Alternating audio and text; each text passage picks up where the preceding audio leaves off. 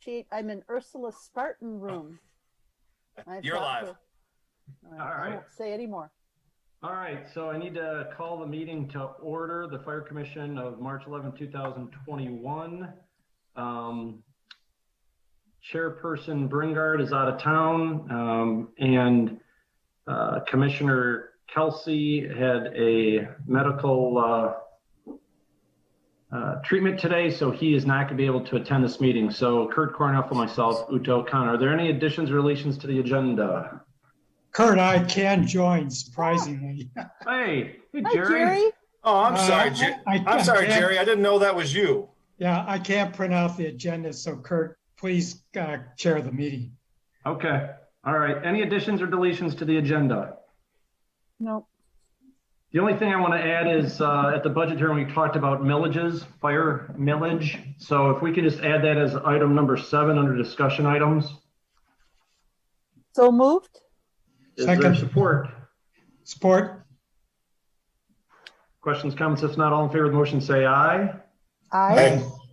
Motion carried. All right. Approval of the minutes. We have the approval of minutes from February 2021.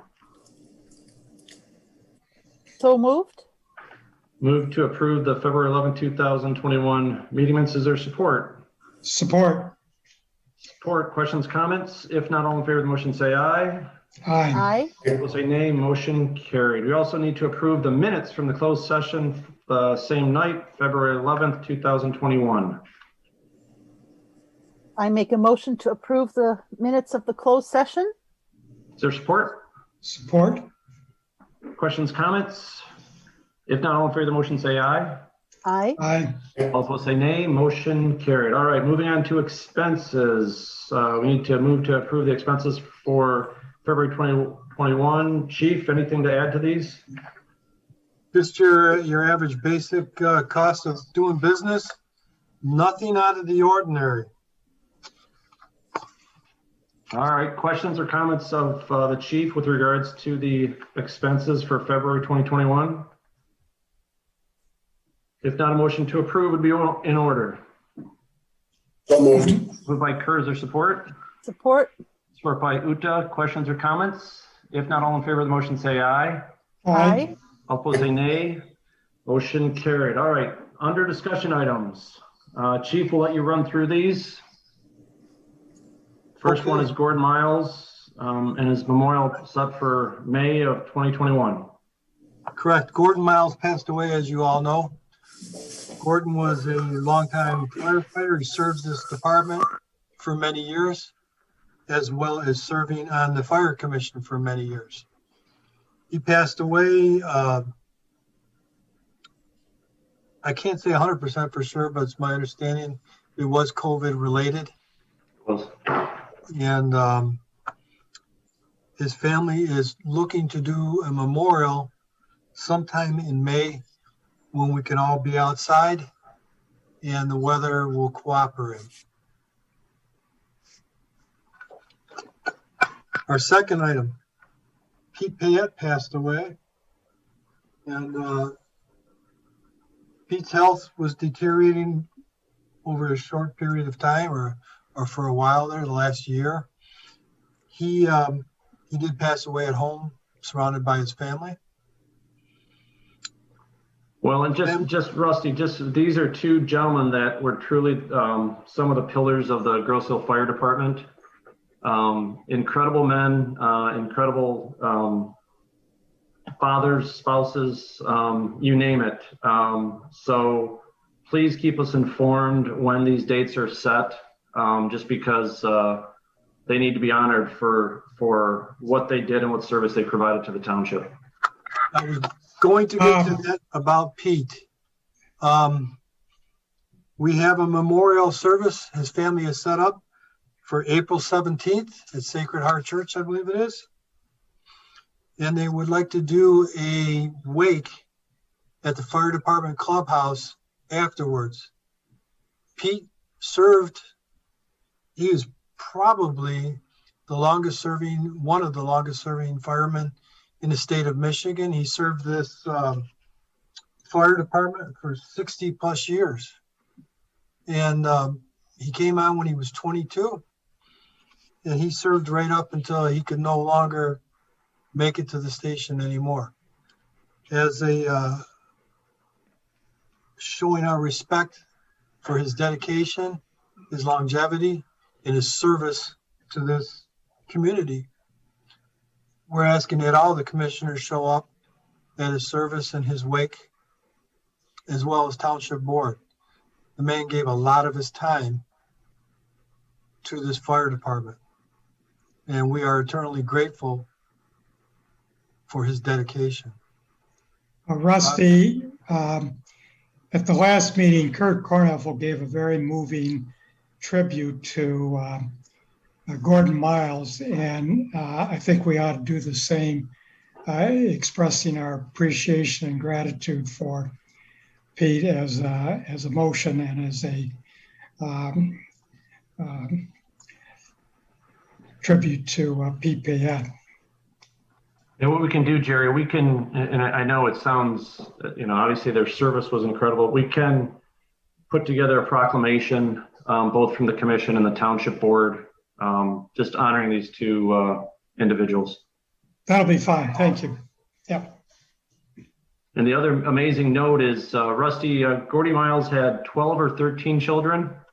Yeah, they just kept going on. Yes. That's something in its own right. For those that have 2 or 3 and think they have a handful, think about having that many, and all very, very, very sweet children. And Mildred was a saint as well. So, yes. And if you don't mind, I'll say a couple words about Pete. I did not know him as well as Gordon Miles, but Pete came on in about 1960. Obviously, he served with Joe Miller, an icon of the department, and George Pinglis before him. And Pete was one of the driving forces of the innovation and technology that came to the department, the professionalism that this department has today, the discipline that it has, the protocols that are in effect, and the stick-to-it business, the sense of community service, the giving of oneself, in which the fire department obviously is the essence of community service. These men and women that put 500 hours a year in plus, this was something that was instilled in them by Pete and Gordy and people like him. So will there be others like him? I hope so. Do we have some in the ranks now that are going to do as well? I think we do. And so we are very lucky. And so I think that for all of us here tonight, and any that are listening, Pete Payette deserves a deep sense of our gratitude and thanks for everything he did. So that's my 2 cents. I have some notes here that I got from Pete's brother. And Pete joined actually in August of 1956. He was 22 years old. He had served for 65 years. He knew Joe Miller from the Boy Scouts, and he always loved the fire trucks when they would go by. And that's what piqued him when he was a child. He grew up on East River, wanting to join the fire department. Like you said, Kurt, he was a no-nonsense, do the job, get it done.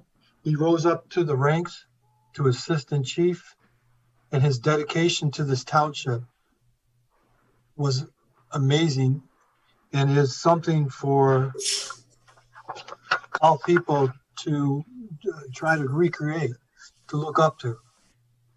He was one heck of a guy. Well, and Rusty, I think, didn't some of their children follow in their path as well? Yes. Both Gordy and Pete? Both Gordy and Pete. Gordon Jr. was on the fire department. He has since retired. And Pete's oldest son, Chris, joined the fire department, put his 30 plus years in, and he retired. Both of them were very grateful for everything that those two families did. They were pillars in this fire department. They did. All right, well, we'll set the date for April 17th, and hopefully all can attend from both the commission and the township. And then once you have some certain date for Gordon's in May, please make sure that we're all aware of it. I will pass on that information. And right. Chief, we'll take some of that information and give it to Margie and Supervisor Budney, and we'll start putting together a proclamation as Jerry suggested and agreed for the two gentlemen. Yes. Margie and Kenny have been instrumental in planning Pete's memorial and his wake. They've been talking with Chris, so they're very well versed in it, and we appreciate all the families and anything that anybody does for this township and this department. Thank you. All right, moving on to carports. Carports. All right. We have spoken to our contractor. He was having issues with the carport fabricator. He has since fired that fabricator. He has a new fabricator in line. He was talking with Dale as well as CE Rains.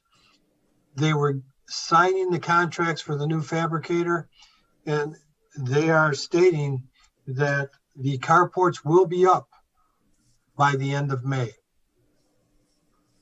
So we're waiting to get the signed contract back and from the fabricator, the steel fabricator, and that's where we're at with that. It's been over a year in the making for carports, but with COVID and everything else, you know, this is the economy. Well, and obviously we didn't have a lot of snow events, so the cars stayed somewhat in good weather. All right, so by the end of May. By the end of May. All right, number 4, SCBA's. SCBA's. Our team is working. They have picked out SCBA's that they want to get for the men. The SCBA is self-contained breathing apparatus. That's what the firemen wear when they go into the house so that they can breathe the air and not the smoke. They also put in for a grant. If we get that grant, we're going together with Olive Downriver. That grant will pay 90% of the costs of those SCBA's. So we were looking at roughly $200,000 or more to buy them ourselves. This will pay for 90% of it if we do get that FEMA grant. And by going in with Olive Downriver, it increased our chances to receive that grant. So we're sitting and we're waiting. We should hear back sometime early June whether we got the grant. And if that does happen, that will help us out quite a bit. That's a large expense. The current SCBA's we have date back 20 years. And those go back to 2001, 2002. I can't remember, they're so old. But they're well beyond their lifespan. We have pushed those SCBA's and nursed them and put Band-Aids on them to the point where they're just no longer reliable. We had no other choice. This is the very last year that we were legally able to operate those SCBA's. So it is time. We had no choice. We have to do this. And the grant, if we get it, is just the icing on the cake. In my discussions, Rusty, with Brownstown's chief, Jeff Hilliard, it sounds like there's a very good chance that our communities will get these grants. So it'll be a great savings. It'll be a great savings to the township, to everyone. We have our fingers crossed, all of Downriver. All right. Any questions with regards to that? If not, moving on to number 5, Lucas donation from Beaumont. As you know, Kurt, Dr. Lewis, yourself were instrumental in getting a Lucas device donated to the police and fire of Grosse Ile. We have one right now that we have purchased, one for each ambulance. This third one will be put into the police car because the police are always on the road when we respond to a full arrest. The police are usually close by or down the road. They're there right away. And the sooner that we get this Lucas device attached to the person to start the compressions, Lucas stands for Lund University Compression Automated System. It does CPR perfectly, flawlessly, every time. It never stops, it never tires. And it increases the patient's chances of survival greatly. If the person is witness going down and we can have a police car there within 1 or 2 minutes or 3 minutes and putting this on, it stops the loss of blood and oxygen to the brain. It can take over. Your brain can only go without oxygen as long as you can hold your breath. That's why it's so important to get this established right away. Wonderful machine. It's working great. I said it before, it's a game changer and it's turning around the medical industry. This machine really is cutting edge. And now Grosjean has 3. I can't thank you enough. Well, what's nice, Rusty, is the fact that when we went to the police, went to Officer Pellin, Officer Harden, they both encouraged the idea as well. And I had the opportunity of talking to an officer over the weekend.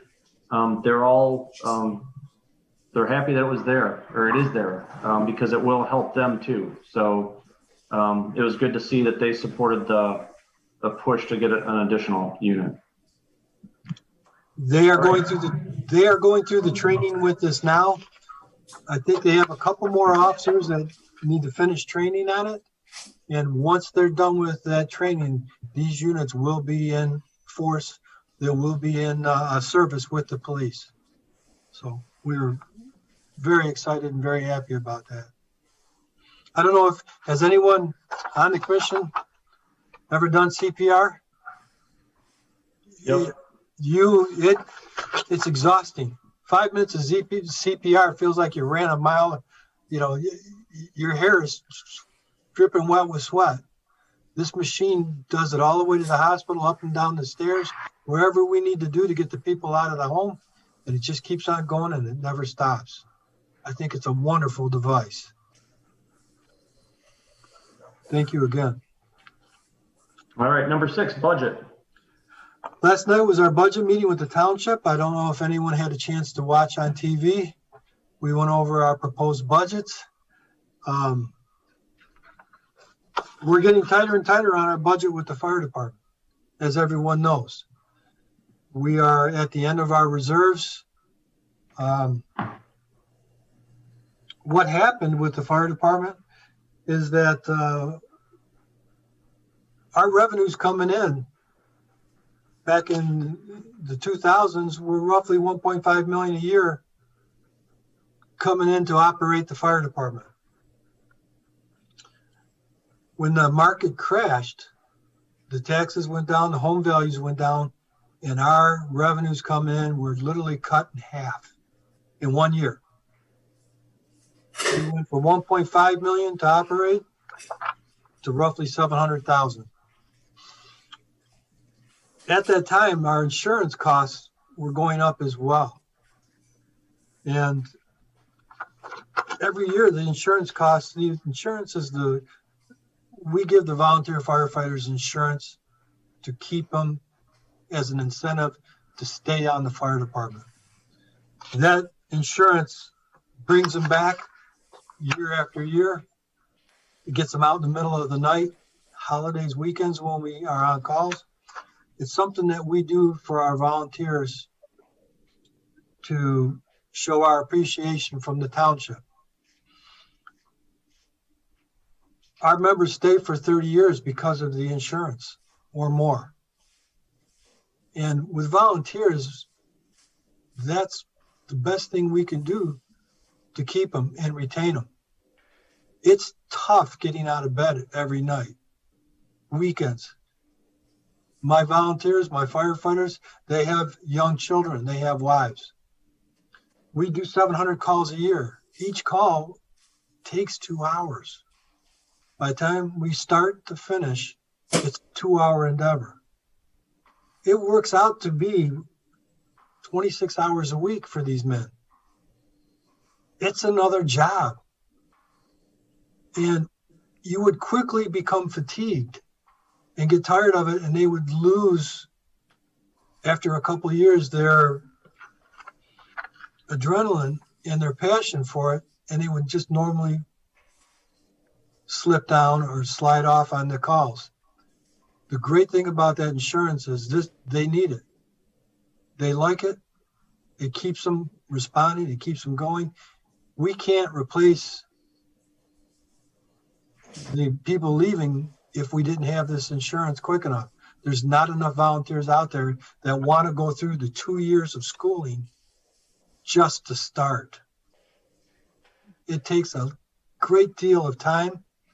It takes a great deal of their time away from home, away from their work, away from their families, just to start the schooling and then to do the calls all at the same time.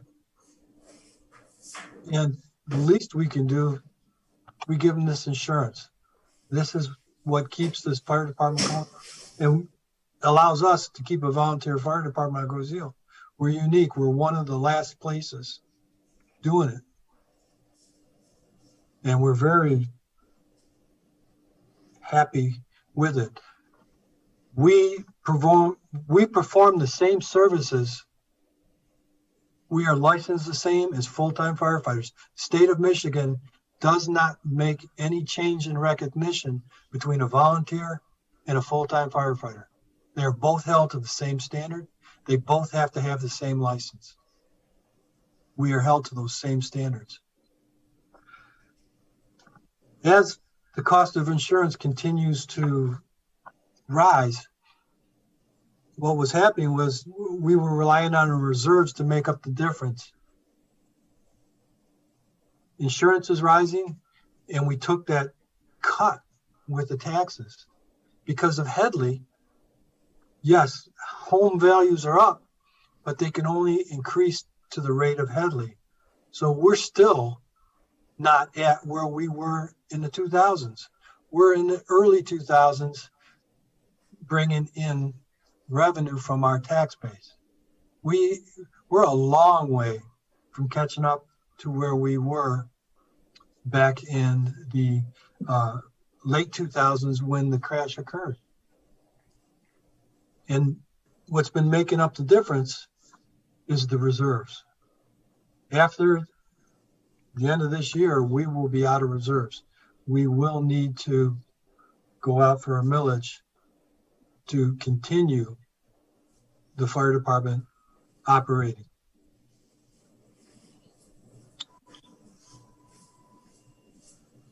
Kurt, you're muted. Rusty, how did the budget meeting go? Did they approve it? The budget meeting went well. They did approve it, yes. Oh, Uta was there. yeah, I was.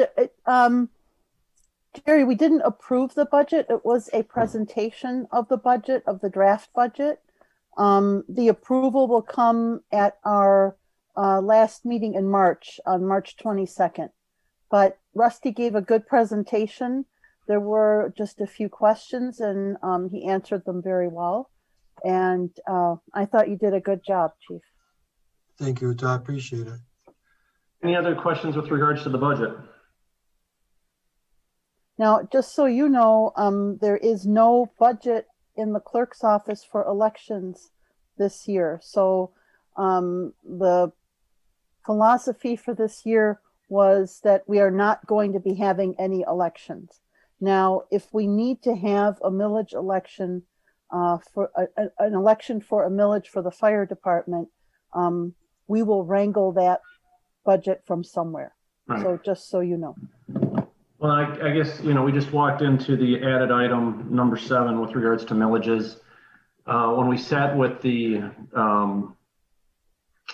township officials and basically talked about how we were going to set up the future, recognizing the fact that we have kind of tapped out our reserves And we know that going forward, we're going to need additional monies to keep it at the levels that it is. I know that there's a forecast of other millages that are coming up potentially. So what we'd like to do is potentially in our April meeting, maybe have the finance director join us, have a little bit of a study session at the back end of our agenda just to talk about millages, what millages are coming up.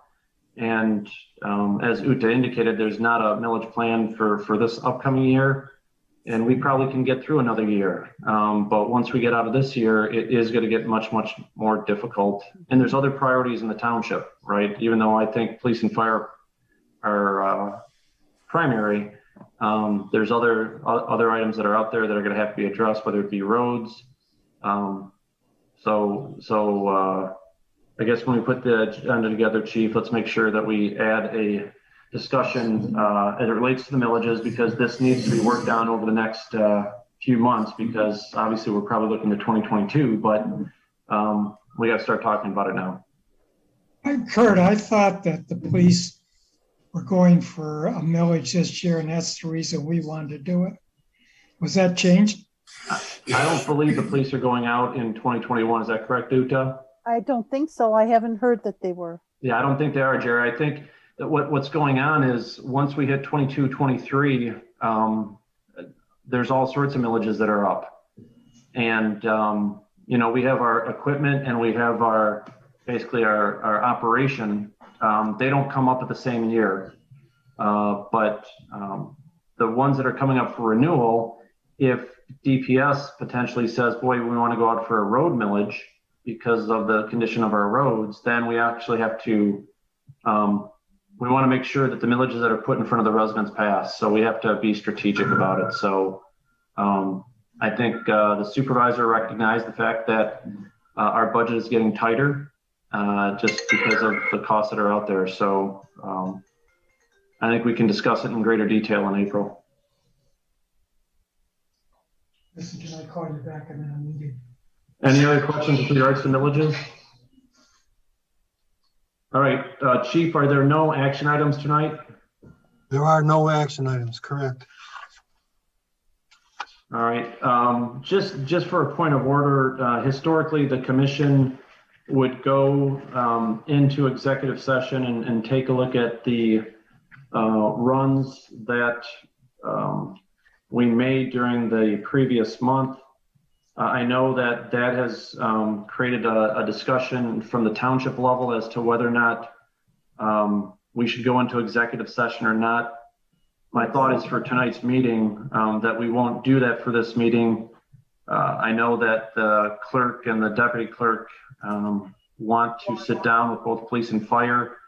I have some thoughts on this as well. So for tonight's meeting, I think we can just take a look at what you've provided to us, Chief, and if we have individual questions, we can raise them with you. I still believe it's a integral part of what the commission does and oversees, but so that we don't provide any additional consternation from Township Hall, we'll forego it this evening. And I'm gonna get involved in this as well, because I think it's important for the commission to have this discussion, and we need to do it in such a fashion that we're informed, but we also protect the privacy of our residents. So, and I think that is the impetus for the training, is that it is believed by our attorney that talking about the runs the way we would without identifying individuals would be fine without a closed session. There are specific reasons for having a closed session allowed by the Open Meetings Act. And I think Attorney Assorti was also looking into giving us a kind of a rubric on, different strategies for discussing different topics without creating a conflict, or, keeping the public informed without jeopardizing the operations of the department. And I plan to reach out to Mr. Assorti as well, and give them my thoughts for the other commissions and committees that we represent throughout the downriver as to how they proceed. Right. In the same vein. So yeah, because we know there are organizations throughout the state that are having these, same conversations right now. And so obviously there has to be a way to accommodate this. But I feel comfortable, even the way it was presented in our packet, taking the identifier, the personal identifier out. And I don't think it compromises operations for people to know the level of service that we do provide. We're not giving away a strategy or displaying, something that somebody could use against the public safety. So we'll see going forward. I think the scheduling is right now an issue, and I think we're looking at the end of April, maybe early May, for having that meeting with police, fire, and Deputy Clerk Friel and Attorney Assorti. Kurt, I had some thoughts on that, and I agree with you. I wanted to talk with Tom Assorti about what we can do, what we should do, and everything. So if you get a meeting with him, would you let me know? I'd like to explore some thoughts I have with Tom, see what's possible. Absolutely. All right, with that stated, the next item on the agenda is public comment. Mr. Friel, is there anybody out there that would like to participate in this meeting from the public? No, it's just you guys. All right. With that in mind, if there's nothing else that people want to address tonight, I'd ask for a motion to adjourn. I make the motion to adjourn. Second. By Kurt, support by Jerry. Questions, comments? If not, all in favor of the motion say aye. Aye. All opposed say nay. Motion carried. Thanks for participating. Have a great night. And we give Dallas well wishes and hope he's feeling better tomorrow morning. Thank you, Kurt. All right. Thanks, guys. Have a good night. Thanks, Stay Brian. safe. Bye-bye. Yep.